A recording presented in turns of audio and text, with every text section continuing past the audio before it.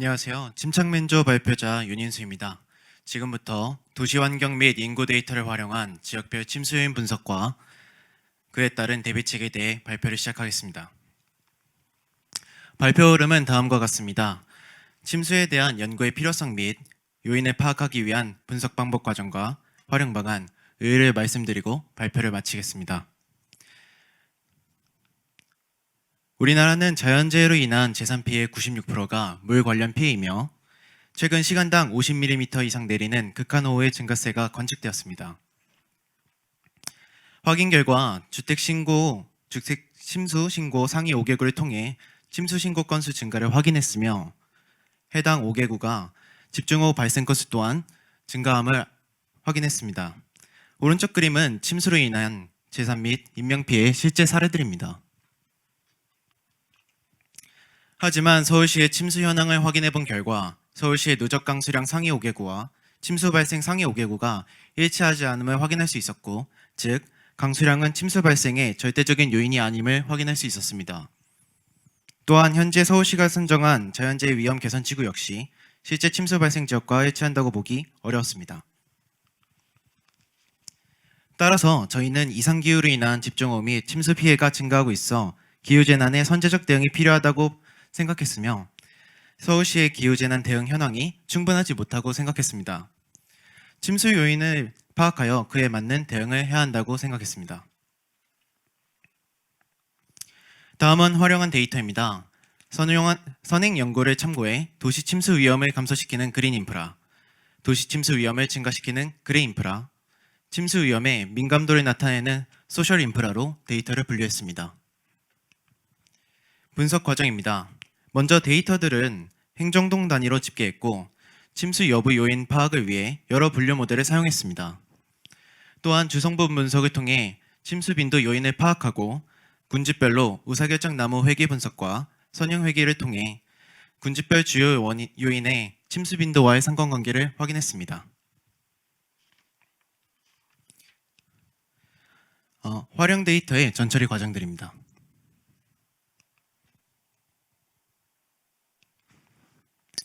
우선 침수 발생 결정 요인에 사용한 변수들의 t-테스트 감정 결과 유의미한 변수가 7개로 판명되었으며 이 변수들로 랜덤 포레스트, SVC, KNN, 로지스트 리그레션 모델을 분석을 실시했습니다. 그중 랜덤 포레스트가 74%의 가장 높은 정확도를 보였고 오른쪽 그래프는 침수 여부에 관련된 7가지 주요 변수들의 인포메이션 게인 값입니다.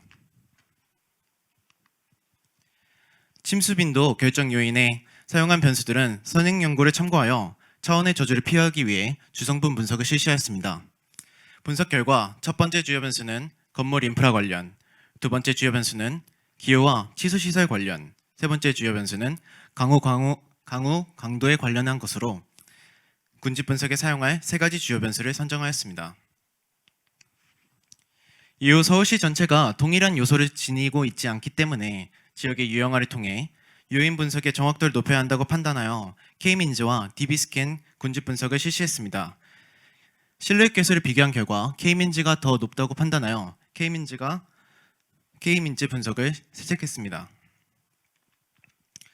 군집수가 3개인 K민지를 군집 결과 실제 서울시 행정동별로 침수 유형을 군집화한 모습입니다. 저희는 의사결정 나무 회귀 분석과 다중 선형 회귀 분석으로 나누어 각 그룹별 특징을 분석했습니다. 첫 번째 그룹입니다. 의사결정 나무 회귀 분석을 통해 침수 빈도를 결정하는 주요 변수들을 도출했고 선형 회귀 분석을 통해 침수 빈도와 주요 변수 간 선형 관계를 계산했습니다. 의사결정 나무와 선형 회귀 분석의 R스퀘어 값 중 의사결정 나무 R스퀘어 값이 0.897로 가장 높았고 주요 변수들을 확인한 결과 그룹 1의 공통적 특징은 치수 및 배수시설 정비 문제로 나타났습니다. 두 번째 그룹입니다. 역시 의사결정 나무와 선형회귀 분석의 R스퀘어 값 중 의사결정 나무 R스퀘어 값이 0.89로 더 높았고 주요 변수들을 확인한 결과 그룹 2의 공통적 특징은 건물 노후, 도시의 과개발 문제로 나타났습니다. 세 번째 그룹입니다. 마찬가지로 의사결정 나무 R스퀘어 값이 0.88로 더 높았고 주요 변수들을 확인한 결과 그룹 3의 공통적 특징은 하수 광고 정비와 녹지 면적 비율 문제로 나타났습니다. 또한 저희는 침수가 발생한 지역 중 침수 대처 능력이 취약한 지역을 확인하기 위해 K민즈로 소셜 인프라 군집화를 실시하였습니다. 그 결과 세 가지 그룹으로 나눌 수 있었고, 그룹 1은 사회적 약자 비율이 높고 군안 시설이 부족하여 그룹 2, 3보다 침수 대처에 취약한 지역임을 확인할 수 있었습니다. 모든 분석을 종합한 결과 치수 및 배수 시설 정비 문제 그룹은 다음과 같은 침수 빈도 결정 규칙을 보입니다. 첫째, 1일 최대 강수량이 높고 배수 양호 비율이 낮은 지역. 둘째, 1일 최대 강수량이 낮지만 녹지 면적 비율이 낮은 지역. 셋째, 1일 최대 강수량이 높고 배수 양호 시설이 비율이 낮고 불투수면 비율이 높은 지역입니다. 대림일동, 사당일동의 경우 강우 강도가 매우 강하고 배수 시설 정비가 원활하지 않은 것으로 추정되어 배수체의 개선 및 배수 능력 제고가 필요합니다. 쌍문 2동, 수유 2, 3동 등의 경우 강우 강도가 상대적으로 약하지만 비흡수 지형이 부족하여 비를 흡수할 수 있는 수변공원, 녹지 등의 투수성이 짙은 지형이 필요하다고 생각했습니다. 빨간색 글씨 부분은 소셜 인프라 군집화 결과 침수 대처에 취약한 지역으로 신길, 영등포구 일대가 있습니다. 이 지역은 도시개발 진행 속도에 비해 배수시설 정비가 부족하여 침투시설의 증대와 배수체계 개선이 필요해 보입니다. 두 번째, 건물 노후와 도시 거개발 문제 그룹은 다음과 같은 침수 빈도 결정 규칙을 가지고 있었습니다. 첫째, 1일 최대 강수량이 높고 불투수 면적 비율과 녹지 면적 비율이 낮은 지역. 둘째, 1일 최대 강수량이 매우 높으며 녹지 면적 비율이 낮고 지하 건물과 노후 건물의 밀도가 높은 지역. 셋째, 1일 최대 강수량이 매우 높고 하천까지의 거리가 가깝고 불투수 면적 비율이 높은 지역이 있습니다. 사당 이동 등의 경우 도로율이 낮지만 면적당 시유량이 높아 물 저장 능력이 부족하여 빗물 저류와 같이 물을 저장할 수 있는 시설이 필요해 보입니다. 구로 이동, 개봉 일동 등의 경우 강수량이 높은 데 반해 건물의 노후화와 침수 방어가 힘든 지형으로 시설물 점검 및 보수, 저류 시설 확대가 필요해 보입니다. 이 중 소셜 인프라 군집화 결과 침수 대처에 취약한 지역으로 개봉 일동이 있습니다.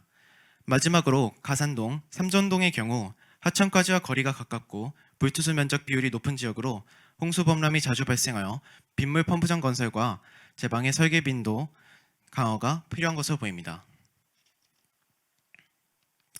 세 번째, 하수광고 정비와 녹지 면적 비율 문제 그룹은 다음과 같은 침수 빈도 결정 규칙이 있었습니다.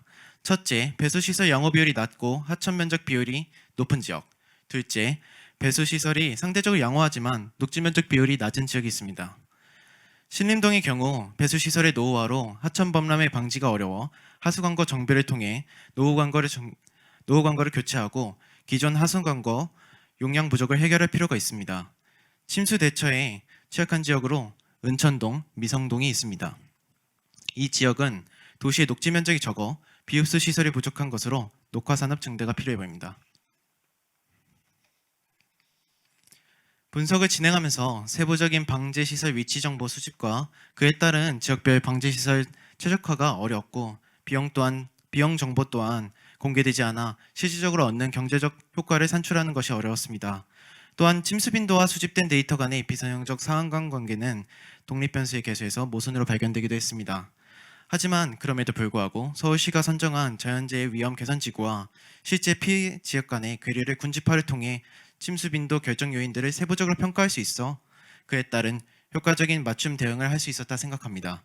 무엇보다 서울시 침수 위험 개선 지구에 선정되지 못한 지역에 방제시설 설치를 제한하여 지역 균형 발전, 주민 인식 개선 및 집값 안정화에 도움을 줄 수 있었다 생각합니다.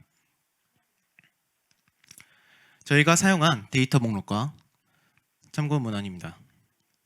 네, 이상 침착맨조 발표를 마치겠습니다. 감사합니다.